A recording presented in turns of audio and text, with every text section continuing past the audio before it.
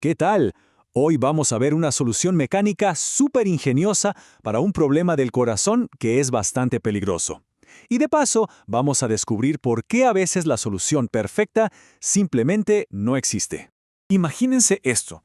Esa es la pregunta clave que vamos a desglosar.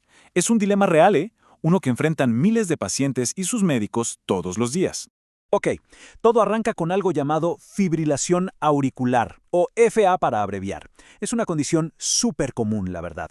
El problema, el gran peligro, es que el corazón late de forma irregular y eso puede crear coágulos. Y si uno de esos coágulos viaja al cerebro, bueno, ahí es cuando ocurre un accidente cerebrovascular, un ACV, que puede ser devastador. A ver, por muchísimos años la solución que teníamos a la mano eran los anticoagulantes orales. ¿Qué hacen? Pues en palabras sencillas hacen que la sangre sea menos espesa, menos pegajosa y así evitan que se formen esos coágulos tan peligrosos. Pero, y siempre hay un pero, ¿no? ¿Qué pasa cuando esta solución, la de toda la vida, no se puede usar?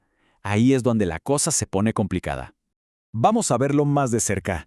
Hay dos grupos de pacientes para los que los anticoagulantes son un verdadero dolor de cabeza. Por un lado, tienes a la gente que increíblemente sufre un ACV a pesar de estar tomando la medicación al pie de la letra, o sea, no es suficiente. Y por el otro lado, están los pacientes que ya han tenido un sangrado grave. Imagínense una hemorragia en el cerebro.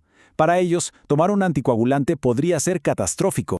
Entonces, la pregunta del millón es, si el tratamiento principal no es una opción, ¿qué se hace? ¿Qué alternativa queda para proteger a esas personas de un ACV? Bueno, la respuesta podría no estar en una pastilla, sino en un dispositivo. O sea, una solución de ingeniería, una solución mecánica para un problema biológico. Para que se entienda fácil, piensen en la orejuela auricular izquierda como si fuera una pequeña callecita sin salida en el corazón. La sangre puede entrar, quedarse quieta, y ahí es donde se forman los coágulos. La idea entonces es súper lógica. Si tapamos la entrada a esa calle sin salida, los coágulos ya no tienen dónde formarse, o al menos no pueden salir de ahí. Y el procedimiento para hacer eso se llama cierre de la orejuela auricular izquierda, o COAI. La verdad es que es mínimamente invasivo. Se introduce un dispositivo chiquito por una vena de la pierna, viaja hasta el corazón y una vez ahí, se abre como un pequeño paraguas o un tapón justo en la boca de esa bolsita, sellándola para siempre. Ahora, vamos a lo interesante de verdad. Salieron dos estudios nuevos que se pusieron a analizar justamente esto. Si este procedimiento funciona en esos dos grupos de pacientes de altísimo riesgo de los que hablamos al principio. El primer estudio se enfocó en ese grupo que es quizá el más frustrante de todos, los pacientes a los que los medicamentos simplemente no les funcionaron.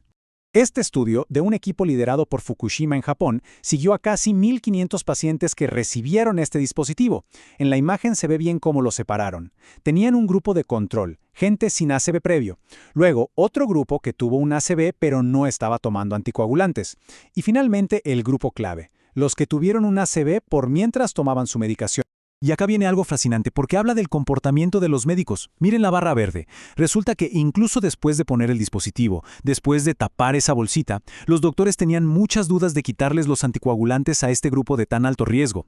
Casi un 30% de ellos seguía con la medicación un año después, muchísimo más que en los otros grupos.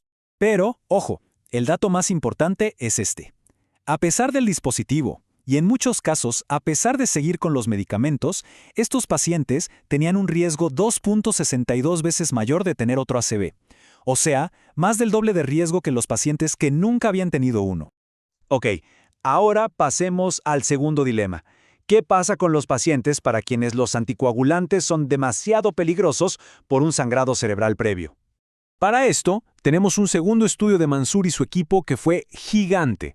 Analizaron datos de un registro nacional en Estados Unidos, y la comparación principal fue entre dos grupos enormes. Por un lado, más de 118,000 pacientes sin historial de hemorragia cerebral, y por el otro, más de 15,000 que sí tenían ese antecedente tan peligroso. Y esto ilustra a la perfección lo difícil que es la decisión. Miremos los gráficos.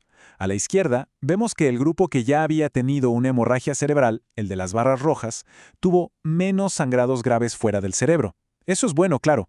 Pero, si miramos a la derecha, vemos que ese mismo grupo tuvo un riesgo mucho más alto de problemas neurológicos, tanto de nuevos ACV por coágulos como de nuevas hemorragias en el cerebro. Los números no mienten y son bastante claros. Para el grupo con una hemorragia cerebral previa, el procedimiento se asoció con un riesgo casi 1.4 veces mayor de un ACV por coágulo.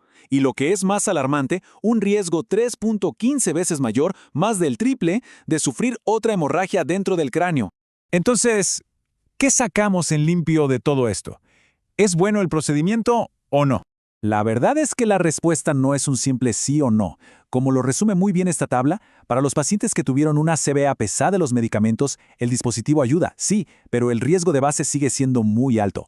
Y para los que tuvieron una hemorragia cerebral, el procedimiento mismo aumenta el riesgo neurológico, pero es muy probable que siga siendo una mejor opción que, bueno, no hacer nada.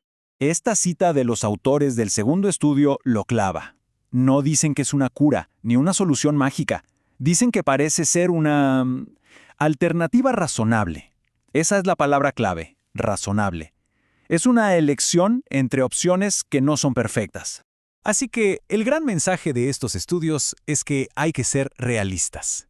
Este tapón para el corazón no es una cura milagrosa, es una herramienta muy potente que lo que hace es cambiar el tipo de riesgo al que se enfrenta un paciente. Básicamente se cambia un peligro por otro, con la esperanza de que el nuevo peligro sea manejable. Y esto nos deja con una pregunta que va mucho más allá de este procedimiento. En medicina, cuando todas las opciones que hay sobre la mesa conllevan riesgos importantes, ¿cómo se elige la menos mala? Esta decisión se convierte en una conversación muy profunda sobre riesgos, beneficios y lo que cada persona valora más. Una elección que en el fondo está en el corazón mismo de la medicina moderna.